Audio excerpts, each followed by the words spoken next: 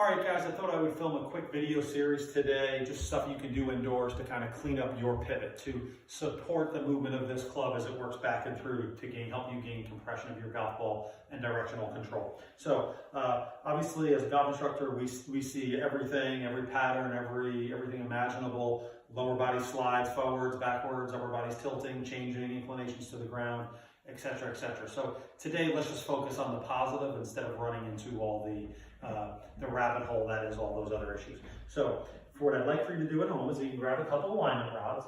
First and foremost, throw one in the middle of your stance, and then secondly, throw one just on the inside of the heel of your trail foot. From there, I'd like to see your hands and arms hanging down from you. If you're more comfortable, you can put them on your shoulders, but I'd like to see them hanging down from you, possibly gripping a club. If you have a space to grip a club and swing a club, by all means, go ahead and do so. I do not. I could choke down, and I may do so in a second.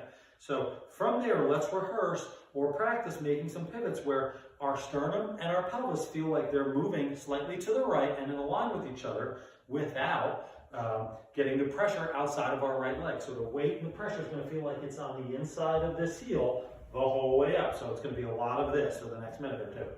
So that's what we're going to feel. We're going to feel the chest and the pelvis kind of stacked up over each other with the pressure and the weight really upside, just going up this entire trail leg.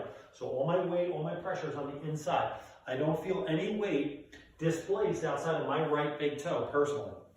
So I don't want to see any of these movements. I don't want to see any of these movements. Nothing outside of kind of the weight getting outside of this alignment rod or just on the inside of this heel. So you're just gonna, you can almost even see, because I'm putting so much pressure on the heel, if you look at the alignment rod, you can almost see it kind of torquing inwards. That's how much I'm really feeling the weight and pressure in there. So if you can do a bunch of that in a mirror, now you're kind of primed to start down, right?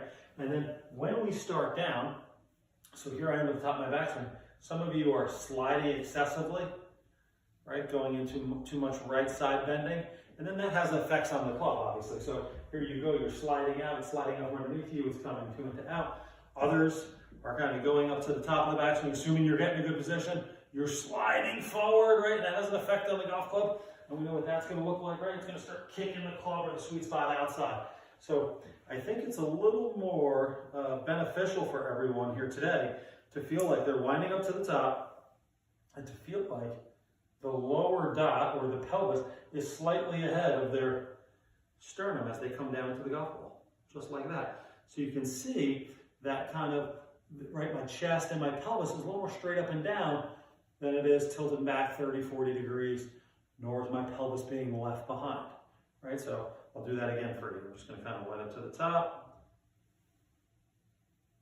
I'm just going to mirror or rehearse, I should say, coming down to impact, feeling like those two dots or that my spine is just a lot more neutral. So those would be two great drills for you. And then the final exercise drill that you can do is you can lay another alignment rod down just on the inside of your lead foot. And then you can just kind of make some pivots here where you go to the top of your backswing and then just try to work down to impact. And now let's get your sternum or your chest and your pelvis in a straight line over that stick. And learn to get over here. So instead of hitting golf balls and swiping across it and looking like this, or getting our face way in front of it and leaving our pelvis behind, or extending our lower body, pushing that so far forward and our upper body back behind it so much, let's really just try to feel like just a little straighter up and down into the follow through. So if you can do those three exercises over this little break here, this holiday break, that will lead to more compression and directional control for you in your golf game. Thank you so much for watching my video, and I hope you enjoyed it.